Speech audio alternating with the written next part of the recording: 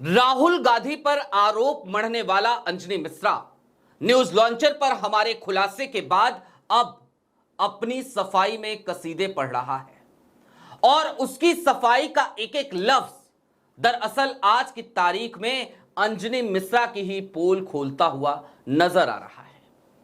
दरअसल अंजनी मिश्रा को शायद इस बात की भी चिंता सताने लगी है कि कर्नाटक सरकार ने अब एसआईटी बिठा दी है और एसआईटी को जिम्मेदारी सौंप दी है और इस एसआईटी का नेतृत्व कोई और नहीं बल्कि बीके सिंह कर रहे हैं। और बीके सिंह वो काबिल अफसर हैं जिन्होंने प्रज्वल रेवन्ना को भी जेल भेजा और गौरी लंकेश हत्याकांड का भी मामला जिनके पास था।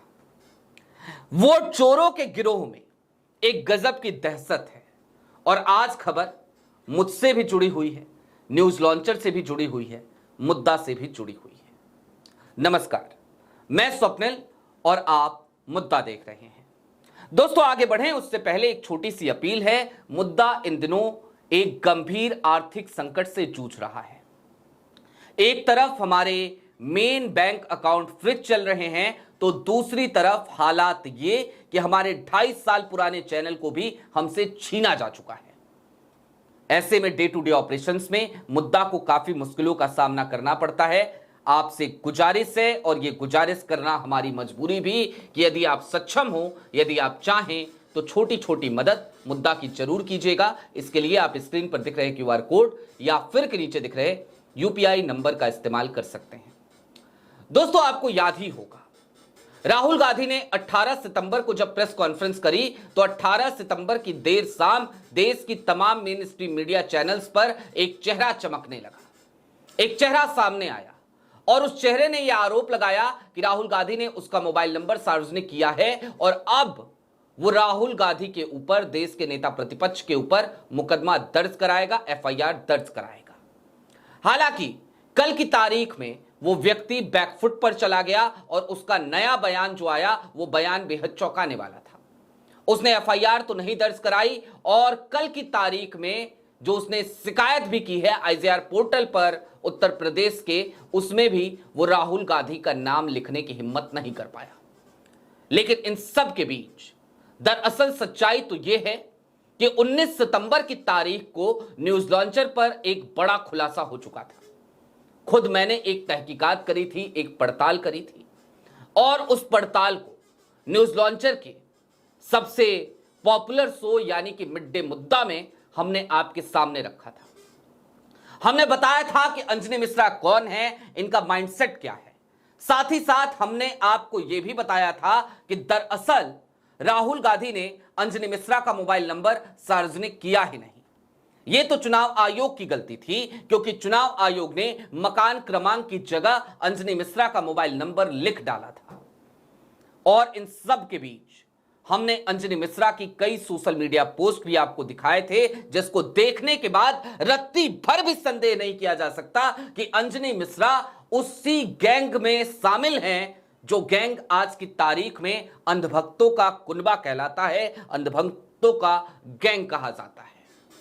लेकिन अंजनी मिश्रा के पास भी वो खुलासा पहुंच गया होगा, वो वीडियो पहुंच गई होगी क्योंकि वो वीडियो न्यूज लॉन्चर पर भी, न्यूज लॉन्चर के रीजनल प्लेटफॉर्म पर भी और मुद्दा पर भी, तीनों जगहों पर ये खुलासे हुए थे।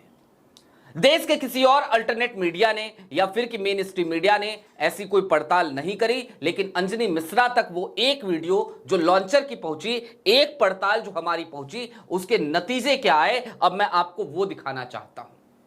सबसे पहले आपकी स्क्रीन पर जरा एक पोस्ट है, ये पोस्ट किसी और की नहीं बल्कि अंजनी मिश्रा की पोस्ट है। अंजनी मिश्रा लिखते हैं, भारत के नागरिक या भारत के कोई भी व्यक्ति की का एक ही मजबूरी है, हालांकि की होना चाहिए था, का एक ही मजबूरी है कि अगर अपने समस्या को लेकर आगे आता है तो उसको बीजेपी भक्त या कांग्रेस भक्त कह दिया जाता है। तो समस्या कोई नहीं पूछना चाहता। कुछ खबर हम पढ़ रहे थे जिसमें हमने मोदी भक्त कह दिया, हमें मोदी भक्त कह दिया, शायद वो लिखना चाह रहे थे। लेकिन हम किसी के भक्त नहीं हैं, हम एक स्वतंत्र नागरिक हैं, किसी पार्टी को समर्थन नहीं करते, का होना चाहिए था। और हमारा पुराना पोस्ट निकाल के वायरल हो रहा है जो किसी विशेष मन से हमने कुछ भी पोस्ट नहीं किया है, उस समय जैसा लगा उसी तरह हमने पोस्ट किया है, जिसमें बहुत ज्यादा मुद्दा बनाया जा रहा है, सही नहीं है। आप बताएंगे अंजनी जी सही क्या है, सही नहीं है। और मैं एक वीडियो और दिखाना चाहता हूं जो अंजनी मिश्रा ने अभी जारी करी है, और ये एक वीडियो इस बात की तस्दीक करता है कि न्यूज लॉन्चर की वो वीडियो अंजनी जी तक पहुंची और उसके बाद उन्होंने अपना तीर कमान जो वो गोदी मीडिया के प्रभाव में आकर उठा लिए थे कि राहुल पे एफआईआर करेंगे, उसके बाद ही उन्होंने रखा होगा। वीडियो देखिए, उसके बाद जरा विस्तार से कुछ और चीजें समझेंगे, एसआईटी की भी बात करेंगे और समझने की कोशिश करेंगे एसआईटी की रडार पर आएंगे क्या अंजनी मिश्रा। कई जगह हमने अपना वीडियो थोड़ा सा देखा तो उसमें बहुत सारे शब्द लेकर मजाक उड़ाया जा रहा है। जैसे एक हमने कोई वीडियो में रूरल नहीं कहा था, रूलर कहा था, तो किसी चैनल में या पत्रकार उसको रूरल कह के मजाक उड़ा रहे हैं, जो कि रूरल नहीं कहा था, रूलर कहा था। टंग शायद फिसल जाता होगा या फिसल गया होगा, तो इसमें कोई बहुत बड़ी बात नहीं है, मजाक उड़ाने की बात नहीं है। और जो भी यूट्यूब चैनल वाले हैं हमको मोदी भक्त बता रहे हैं और कोई पर्टिकुलर पार्टी का हमको बता रहे हैं, जो कि हम कोई भी पर्टिकुलर या कोई एक विशेष पार्टी को सपोर्ट नहीं करते हैं। रही बात पोस्ट का, तो पोस्ट उस समय जैसा था हमने पोस्ट किया, कोई माइंडसेट हमारा है नहीं कि हम खास तौर से बीजेपी का सपोर्ट कर रहे हैं या किसी का, तो बहुत पुराना सब पोस्ट है, पड़ा है, उससे कोई दिक्कत वाली बात नहीं है। कोई भी हमारा एक माइंडसेट नहीं है कि हम पूरा दिमाग लगा के एक ही पार्टी का सपोर्ट कर रहे हैं, उसी के लिए पोस्ट किए, ऐसा कोई बात नहीं, न किसी पार्टी से हम जुड़े हैं। Thank you. देखिए आपने वीडियो अंजनी मिश्रा साहब की। दरअसल मिड डे मुद्दा में उस दिन जब इनकी वीडियो प्ले हुई तो आप सब जानते हैं कि एक त्वरित प्रतिक्रिया वाला शो है मिड डे मुद्दा। आशीष चित्रांशी जी इस देश के एक वरिष्ठ पत्रकार हैं, अशोक वानखेड़े जी हैं। तो उस कार्यक्रम में मैं भी था और उस कार्यक्रम में जब इन्होंने रूरल को रूलर कहा तो वहां पर आशीष जी ने एक कटाक्ष किया था, एक व्यंग किया था। उसी व्यंग को लेकर भाई साहब ये तमाम बातें कह रहे हैं। दोस्तों जरा सोचिए, जरा सोचने की जरूरत है। अपने फेसबुक पर ये खुद को एडवोकेट बताते हैं, वकील बताते हैं, और उस वीडियो में, जो वीडियो उस दिन हमने इनकी प्ले करी थी जिसमें ये चुनाव आयोग का बचाव कर रहे थे, बता रहे थे मकान संख्या 00 भी हो सकता है, उस वीडियो में ये भाई साहब एक बार नहीं बल्कि कई जगहों पे रूलर शब्द का इस्तेमाल कर रहे थे।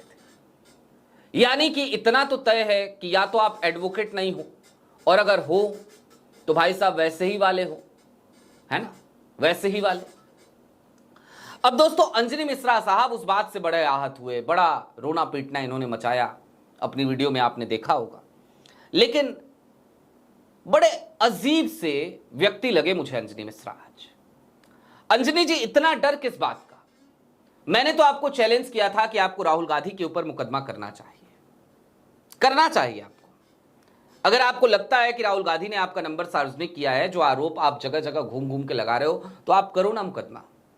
दूसरा, आपने कहा कि आप मोदी भक्त नहीं हैं, आप योगी भक्त नहीं हैं, आप भारतीय जनता पार्टी के भक्त नहीं हैं। अरे भाई साहब, विपक्ष की छवि को बर्बाद करने वाले कार्टून आप शेयर करते हैं।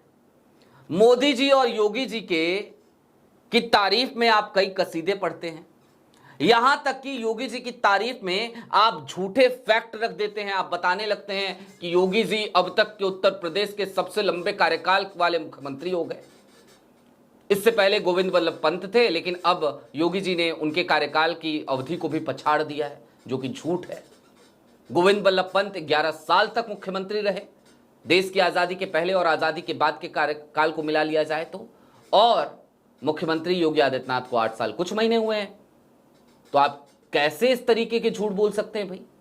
और जब आप इतने झूठ बोल रहे हैं भारतीय जनता पार्टी के पक्ष में, तो हम क्यों ना कहें आप भाजपा समर्थक हैं, हो सकता है भारतीय जनता पार्टी के पदाधिकारी भी हो। मैंने तो ये भी कहा था, उसकी हमें जानकारी नहीं है। हमने कोई भी ऐसा फैक्ट तो रखा नहीं था जिस पर हम सबूत नहीं दे रहे थे, और बिना सबूतों के, बिना पड़ताल किए तो हम बात करते नहीं हैं।